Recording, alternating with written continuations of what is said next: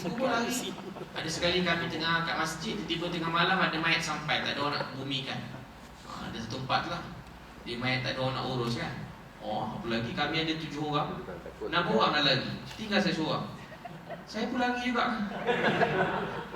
Cari Pak Imam dulu ramai-ramai, dia kau tinggal aku. Sebab dia kata mayat ni lain macam.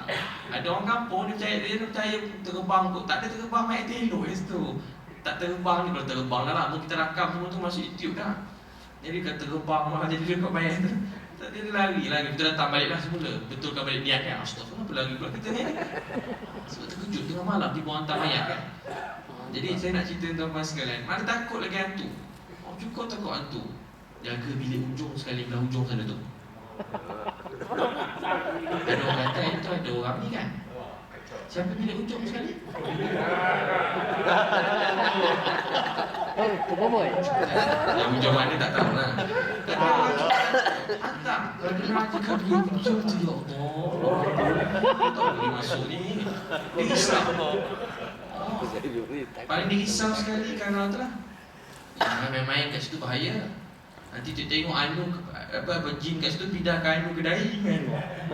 Allah, seram ni kan. Jadi saya nak beritahu tuan-tuan sekalian, kita kena tanam kenal Allah, takut pada Allah. Orang sahabat Nabi kalau tuan baca panjang lah, tak ada siapa-siapa takut hantu, semua takut dengan Allah. Kita yang takut hantu. Orang takut Allah ni, cinta Allah, dia bukan jadi lemah, dia jadi kuat. Orang cinta Allah bukan jadi mundur, dia jadi maju. Orang takut pada Allah bukan jadi malas, dia jadi rajin. Orang takut pada Allah, dia jadi hebat. Sebenarnya tuan-tuan, kita ni senang hidup kita.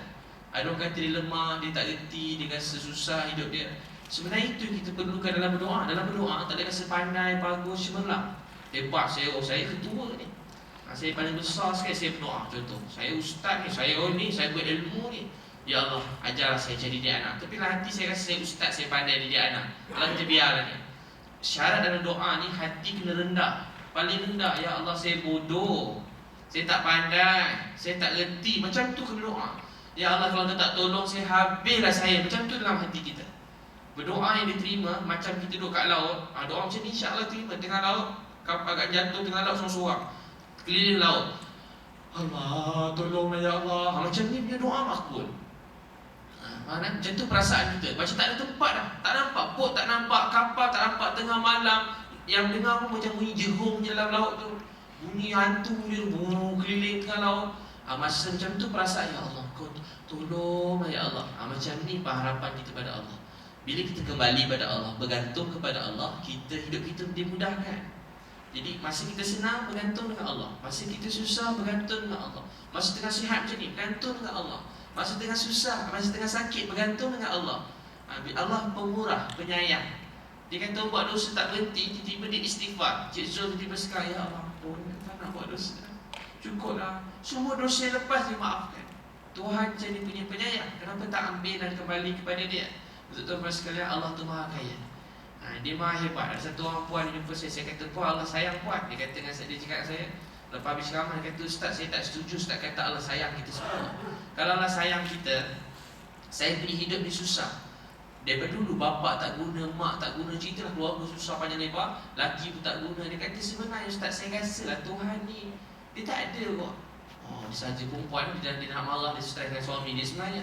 Tu perempuan bila tak dapat kasih sayang pun jadi gitu. Sebab tu isteri kita lagi banyak kasih sayang kita beri kat dia, lagi dia akan menyayangi anak dan makin mencintai Allah. Perempuan sebab lemah. Sebab tu kita kena jangan dia perempuan kata, kenapa Ustaz Tuhan ni tak ada? Orang lelaki jarang cakap gitu. Jarang lah. Ada juga lah jenam lembut tu ada kok cakap gitu. Biasa tak ada. Lelaki jarang nak cakap tak ada Tuhan. Pasal kecuali dia gila masuk gitu. Tak tahu lah. Biasa tak ada. Perempuan selalu susah sikit. Saya rasa Tuhan benci kat saya Ustaz. Tuhan benci kat saya. Tuhan benci. Kalau ada pun dia benci kat saya.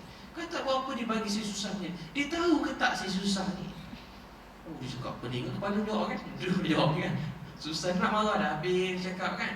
Kata tanya kat puan, saya kata Allah sayang puan. Ustaz kata Allah sayang lagi. Tak memang Allah sayang. Kenapa sayang pula? Saya kata saya jumpa satu orang, tangan dia 12 tak ada. Daripada kecil dah lahir. Orang kat Thailand, kat Bangkok dia jumpa 12 tangan dia tak ada. Itu tangan tak ada 12 tangan. Saya ingat dia mengepak kat masjid. Berbual dengan dia, abang duduk sini. Taklah ada rumah dengan saya. Mak ayah ke? Saya geruk saya kat dia. Nampak miskin sangat. Kat rumah kan. Dia rumah dengan mak ayah. Taklah, dengan keluarga. Oh alah, berapa orang anak bang? 8. 12 tangan tak ada. Apa dia nak sambil-sambil je? Tak pakai tangan pun dah. 8 orang mana? Saya fikir macam mana dia tak pakai tangan? Tak payah fikir kan tak ya? Kalau masalah saya tanya kat putus sebab dia bukan tak ada tangan masa tu. Dia daripada kecil tak ada tangan. Masa saya jumpa dia, kaki dia 12 kotak je. Dia pergi masjid, tiba dia kena langgar pula lagi. Cerita sedih, langgar lori. Saya tak nak cerita jadi sedih lah. Saya dengar saya menangis, tapi saya tak nak tumpah menangis. Jadi pergi, kaki dia kena langgar lori, kaki 12 pula tanya. Saya tengok dia kata, ya Allah, tapi 5 waktu kat masjid. Tuan bayang 5 waktu kat masjid. Nak ambil wuduk macam nak mati ke saya tengok dia ambil wuduk. Datang, ya Allah, macam tengok dia macam mana hidup macam ni. Tahajud dia bangun. Nangis tahajud. Nangis tahajud. Allah Akbar. Macam tu punya orang, saya tengok saya rasa macam ya Allah, saya tahu tak apa saya doa dalam hati saya, Allah janganlah uji saya. Ya Allah, tak nak lah. Ya Allah, tak laratlah kalau aku uji, ya Allah tolonglah, janganlah. Tak larat. Tengok pun tak sanggup. Tengok pun tak sanggup. Macam mana lah susah. Dia cuma ambil upah-upah sikit, ada program kita, dia tolong kita sikit, ada buat ni. Lepas tu dia, tapi saya nak beritahu tuan-tuan, macam tu hidup dia. Saya kata kat puan tadi, saya jumpa orang tadi. Dia semayang punya kuat, sangat kuat daripada tuan, daripada puan. Dia berdoa menangis-nangis waktu malam. Baca Quran tak berhenti-henti, buat baik tak berhenti-henti. Tapi tangan dia tak tumbuh-tumbuh. Dia berdoa baca Quran, kaki dia tak tambah-tambah. Dia buat baik macam-macam, dia dekat dengan Allah. Tapi tangan tak tambah, kaki tak tambah, hidup dia susah macam tu. Tapi tetap dia berterima kasih pada Allah. Puan kata tak ada nikmat Allah bagi dalam hidup puan. Puan cakap laju macam ni. Puan sihat depan saya. Tegak berdiri macam ni. Orang tak ada tangan, tak ada kaki. Berterima kasih pada Allah. Puan macam ni, kenapa Allah bagi hidup walaupun puan tengah maki Tuhan? Tuhan boleh buat puan lumpuh macam orang tadi. Ustaz jangan macam tu Ustaz. Takut juga dia, mana Tuhan tu ada lah. Ustaz jangan cakap macam tu. Tak. Kalau Allah nak buat, dia dah buat lama dah. Tapi kenapa Allah tak buat macam tu pada puan? Sebab Allah nak bagi peluang pada puan ni. Takut pada Allah, bertaubat. Allah sayang kat puan. Kenapa tengah maki dia? Ada orang tengah maki Tuhan. Dia berjalan atas bumi Allah. Tengah maki Tuhan, maka rezeki yang Allah bagi. Tengah maki Tuhan, duduk rumah yang Allah bagi. Dia tak tahu. Banyak orang kaya, pandai-pandai. Orang ceramah usahawan kan, berapi ceramah usahawan. Banyak orang dulu kaya, Allah buat dia bankrupt. Tak ada cakap apa. Ceramah kau letup-letup, beritahu macam nak jadi kaya. Allah bagi bankrupt, boleh buat apa-apa? Tak ada. Apa yang kita ada, Allah yang bagi. Jadi dia tengah macam tu. Dia kata puan tengok Allah bagi dia. Sebab apa? Allah sayang. Saya kata puan Allah sayang. Sebab Allah nak puan bertaubat pada dia. Orang tengah maki, sekarang puan istighfar. Allah sudi maafkan semua silap puan sebelum ni. Jadi dia pun termenung juga kan, senyap-senyap. Dia nak beritahu puan sekalian, dalam hidup kita ni sebenarnya hidup kita sangat banyak nikmat, tapi kita tak nampak. Walaupun dia jauh daripada dia. Orang tengah buat zina, Allah kata berzina, berhenti daripada zina. Orang yang sentiasa mencuri 24 jam, Allah kata berhenti daripada mencuri. Orang yang dah jauh tak pernah sujud pada Allah, asyik tinggal semayang. Dan tua-tua tinggal semayang. Allah kata, mari sini bertaubat. Allah punya baik. Kalau kita lah bos, dah kena halau dah semua. Kita buat dah kerja 8 sampai pukul 5. Datang pukul 4 petang pun kita buat. Dia balik korang semua. Allah tak. Zuhur panjang-panjang. Orang datang lambat, masbuk, macam-macam gaya. Tak semayang, esok semayang balik, tak semayang. Boleh. Kalau kita lah buat, tak payah semayang terus nak. Dah berhenti. Sebulan 2 hari datang.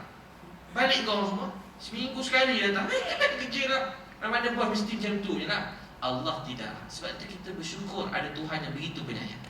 Datang lambat, masbuk, datang sekejap, tak datang, sekejap semayang, sekejap tidak. Semayang dah. Itu semayang pula. Duduk 2 jam kat pejabat, tapi 2 jam langsung tak ada guna punya kerja. Tak buat apa. Memecahkan mesin kat pejabat. Contoh lah, bukan tuan-tuan lah. Maknanya Allah begitu baik. Kita 2 jam semayang 10 minit je. Itu puas hati maki Tuhan. Allah mampus semayang lama. Bau semayang lama. Bau takbir, kalau memang lama tak apalah. Allah.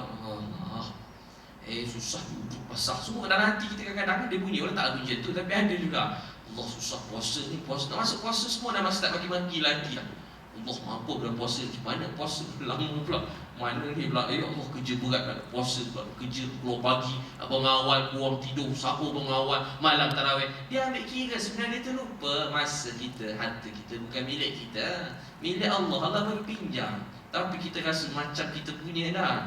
Rasa perasan kita punya, kamai Allah kita sikit je. Biasa bangun pukul 6, Allah suruh bangun pukul 5, bangun sahur, tahajud 2 rakaat. Biasa isyak dia minta tambah sikit 8 rakaat tarawih malam-malam kan, 8 rakaat. Pun tak mau 28, tak kisahlah tu. Lepas tu tiba minta 2 rakaat tahajud tak nak. Baca Quran, suruh baca sikit, buka lah 3 minit baca Quran. Pun kita kata, ya Allah, habislah saya belum puasa ni. Mati bangun awal, lepas tu penat lagi. Kalau yang wanita lagi rasa kan, orang pagi masak sahur, balik nak masak buka, habislah. Rasa macam belum puasa, macam nak kiamat je kan. Akhir kejut lagi 4 kali. Dia orang terbayang semua, kita pula anak lagi. Tuan-tuan sekalian, sebenarnya Allah sayang kat kita. Kita maki dia 24 jam pun, dia sesa bagi peluang kat kita. Dia maafkan dosa-dosa hati, baik Allah. Kalau orang, dia dengar hati, kalau kita dengar kita Allah lah. Allah tak, dia dengar hati kita komen 24 jam. Apa pun sesa komen, tak ada kata terima kasih Allah. Tapi Allah sudi bagi peluang pada kita. Untuk tu tuan-tuan, walaupun kita faham ke tak faham, saya pun tak faham ni. Sebab tu saya banyak buat dosa juga kan, banyak buat silap lagi dalam hidup ni. Jadi saya faham ke tuan-tuan faham ke tak faham. Dan kita sujud, ada masa nanti sebelum subuh, sembahyang 2 rakaat tahajud. Sekejap juga lah doa masing-masing. Sujud esok pagi ke masing-masing. Ya Allah, terima kasih kerana beri kami Islam. Terima kasih berikan banyak kebaikan. Walaupun kami terlalu bodoh dan jahil, terlalu teruk, gelapnya hati kami, sampai kami tak nampak kebaikan yang kau nak beri pada kami semua. Boleh insyaAllah tuan-tuan ya? Semoga Allah SWT faham bagi kita dah pukul 9 malam kan. So semoga Allah beri kebaikan pada kita, tak berhenti-henti, rahmat yang banyak. So Allah sayang kita semua. Terima kasih pada Allah yang sayang pada kita. Berdoa pada Allah, syukur walaupun kita buat jahat banyak, dia sayang kat kita. Jadi terimalah satu hakikat besar, Allah sayang kita semua insyaAllah ya. Kita rehat berapa minit? 5 minit 5 minit boleh panas-panaskan badan. Tidak digalakkan tapi boleh panaskan badan. Macam mana kan? 5 minit panaskan badan. Sebab tu kita sambung semula kelas bersama dengan ni tajuk ni. Lepas ni jangan risau